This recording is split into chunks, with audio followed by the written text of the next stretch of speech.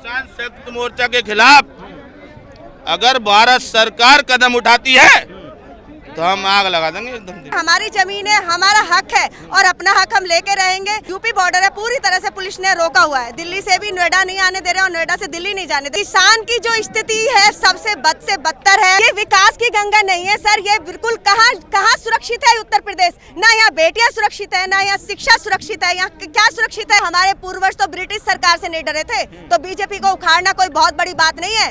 बस अब इनका हो गया, ये इनका अंत है। सड़क से संसद तक जाएंगे।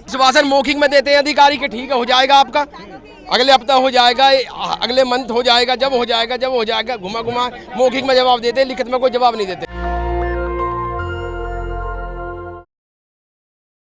किसान संयुक्त मोर्चा के खिलाफ अगर भारत सरकार कदम उठाती है तो हम आग लगा देंगे एकदम।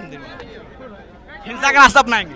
हिंसा का नहीं, जो हमारे गुरुजी कहेंगे उनके खिलाफ रास्ता अपनाएंगे। तो यहाँ है हमारे साथ बातचीत में डॉक्टर शशि यादव। मैम, क्या कहना चाहेंगी जिस प्रकार से ये आज आप लोग जो है दिल्ली की ओर कूच कर रही हैं और प्रशासन ने आप लोगों का रास्ता रोक रखा है, आखिर ऐसी क्या नौबत आ गई कि आप लोगों को सड़कों पर उतरना पड़ा? ये हमारी मजबूरी होगी क्योंकि ये हमारा अपना हक है, हमारी अपनी जमीन है। और ये जो बीजेपी की जो तानाशाही है, मोदी जी जो जिस तरह घबराए हुए हैं, हमारे आज ये सारे कार्रवाई को देख के हमारे किसान भाई तकरीबन पिछले एक सप्ताह से नोएडा प्राधिकरण पे भी अपना धरना दिए हुए दिन रात वहीं पे रहे। और मैं गौतम बुद्ध की नगर की जिलाध्यक्ष हूँ समाजवादी पार्टी महिला सभा से, और अपने लोगों का दर्द बहुत अच्छे से समझती हूँ। दिख रहा है हमारे पुरखों की जमीन है, हमारी जमीन है, हमारा हक है और अपना हक हम लेके रहेंगे। ये तानाशाही सरकार की ये रणनीतियाँ अब सक्सेसफुल नहीं होंगी। इन्होंने बहुत हमको बहकाया, धोखे में रखा, लेकिन ये नहीं, ये हमसे इनके हर क्षेत्र में आपने देखा हर तरीके से बीजेपी विफल है आज। और उसके विफल का ये जो भौंकला रही है इस वक्त कि आज मैं अभी दिल्ली से आ रही थी और जो हमारा यूपी बॉर्डर है पूरी तरह से पुलिस ने रोका हुआ है। दिल्ली से भी नोएडा नहीं आने दे रहे और नोएडा से दिल्ली नहीं जाने दे रहे। मैंने पूछा भाई इतनी सिक्योरिटी किस लिए? कि एक किसान भाई आ रहे हैं, तो मैंने कहा भाई वो हम ही लोग हैं, तो इतना डर क्यों है आपको कि हम तो किसान है और ये हमारा शहर है, कोई आतंकवादी तो है नहीं, जो इतनी सिक्योरिटी किस लिए है? तो यही इसका डर साफ साफ दिख रहा है। और हमारे किसान भाई दिन रात यहाँ पे लगे हुए हैं। ये हमारा हक है, देखो खेत हमारी, जमीन हमारी और उगाने वाले और हमारे पुरखों की चीजें हैं, तो हम क्यों ना ले? 10% का हक हम अपना लेके रहेंगे, ऐसे नहीं तो वैसे, चाहे जो भी हो, किसी भी हद तक जाना पड़े। सरकार तो कह रही है कि हम किसानों को हर तरह से मदद करते हैं, किसानों को जो है हजारों रुपए देते हैं, किसान सम्मान निधि योजना चल रही है और न जाने कौन कौन सी योजना चल रही है। किसान अन्नदाता है, किसान मालिक है देश का। देखिए आज की डेट में किसान की जो स्थिति है सबसे बद से बदतर है। मैं एक किसान पुत्री हूँ और अपने किसानों का दर्द बहुत अच्छे से समझ सकती हूँ, मेरे पापा का भी और मेरे अपने लोगों का भी।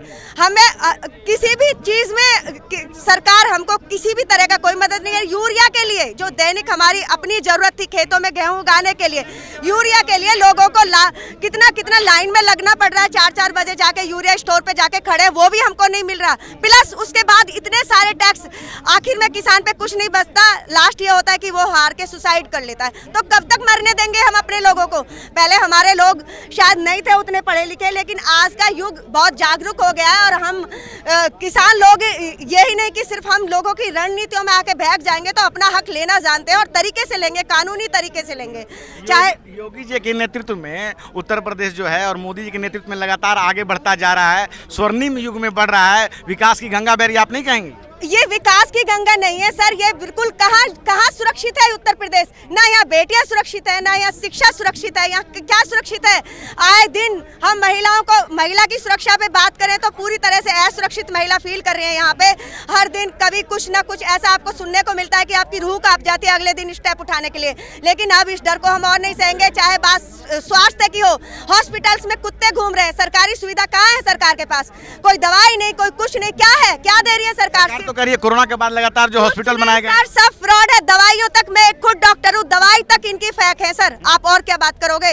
तो कितना निचोड़ेंगे ये हम लोगों को? अब बहुत हो गया सर। ये तो बीजेपी सरकार है, हमारे पूर्वज तो ब्रिटिश सरकार से नहीं डरे थे, तो बीजेपी को उखाड़ना कोई बहुत बड़ी बात नहीं है। बस अब इनका हो गया, ये इनका अंत है। सड़क पे तो आप लोग आ गए, लेकिन कब तक सड़कों पे बैठोगे? और हम सड़क से संसद तक जाएंगे। ये हमारा फाइनल डिसीजन है और देखते हैं हम दिल्ली कूच करेंगे और कोई हमको रोक नहीं सकता। चलिए ठीक है सर, क्या कहना चाहते हैं आप, कहाँ से हैं? मैं ग्रेटर नोएडा से चमन नागर। हम अब यहाँ बैठने वाले नहीं है, हम सीधे सांसद का घेराव करेंगे। यहाँ बैठे बैठे हमें 1 साल के करीब हो गया, हमारी समस्या अभी तक नहीं सुनी है। 10% है हमारी मेन जो समस्या है, 10% अरसल। सरकार कहती क्या है जब आप जो अपना 10% मांगने जाते हैं तो अधिकारी क्या कहते हैं? सरकार कोई तो जवाब आप लोगों को देती होगी। अधिकारी घुमाते रहते, नए नए अधिकारी आते फिर बदलते फिर जाते हैं, आते हुए घुमाते वहीं पे रहते हैं कि करवा रहे हैं बात आगे।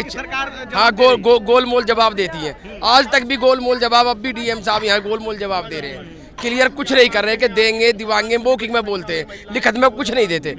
मोदी जी तो कहते हैं कि पूरा किसानों की सरकार है, किसान अन्नदाता है हमारे, किसान पूरे देश के मालिक हैं। किसानों के लिए सरकार क्या क्या योजना चला रही है, किसान सम्मान निधि योजना चला रही है, तो 2-2 हज़ार रुपये भी भेज रही है, तो सब तो किसानों के लिए हो रहा है।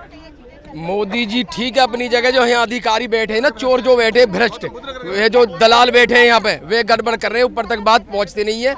या यहाँ ही हाँ भ्रष्टाचार इतना यहाँ पे अथॉरिटी में कि एक चपड़ासी भी अरबोपति है यहाँ पे। तो अधिकारी भी तो सरकार के अंदर आएंगे तो अधिकारियों की गलती मानेंगे कि मूल जवाब देते, अधिकारी पैसा खा रहे हैं। अधिकारी के ऊपर आप लोग नहीं जा रहे हैं? नहीं, अधिकारी ज्यादा बहका दे, मौखिक में जवाब देते। कोर्ट नहीं गया, सुप्रीम कोर्ट नहीं नहीं, सुप्रीम कोर्ट भी गए, सुप्रीम कोर्ट से हो गया आएगा 10% 64%, इन्हें लागू नहीं करा। तो सुप्रीम कोर्ट के बाद सरकार ने कोई तो आपको आश्वासन दिया होगा ना? आश्वासन मौखिक में देते हैं अधिकारी के, ठीक है हो जाएगा आपका, अगले हफ्ता हो जाएगा, अगले मंथ हो जाएगा, जब हो जाएगा घुमा मौखिक में जवाब देते, लिखित में कोई जवाब नहीं देते। लिखित में आप लोगों को कुछ नहीं देते लिखित में। अब तो दिसंबर के महीना है, आप दिन में तो यहाँ आ गए, लेकिन रात यहाँ कैसे गुजारेंगे? दिसंबर की यहीं नहीं गुजारेंगे, हम संसद तक चलते रहेंगे।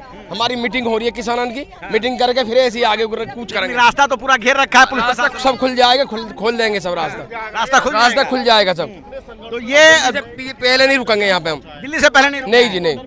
लेकिन दिल्ली तो देख रहे हैं कि किस प्रकार से पुलिस प्रशासन की इतनी संख्या बल में यहाँ मौजूद है, आपको लगता है कि आप जा पाएंगे? जा पाएंगे, किसान भी इतने ही मजबूत हैं जितने ये सुरक्षा बल खड़े हैं यहाँ पे, उनसे ज्यादा किसान मजबूत है यहाँ पे, रास्ता अपना निकाल लेंगे।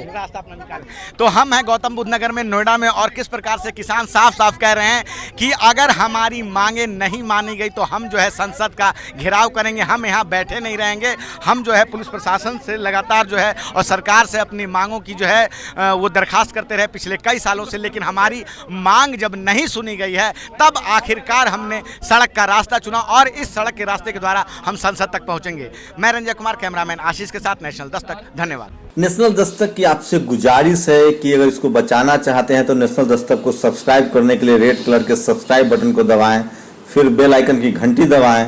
नेशनल दस्तक को बचाने के लिए बहुत जरूरी है कि हर खबर को शेयर करें, लाइक करें, कमेंट जरूर करें।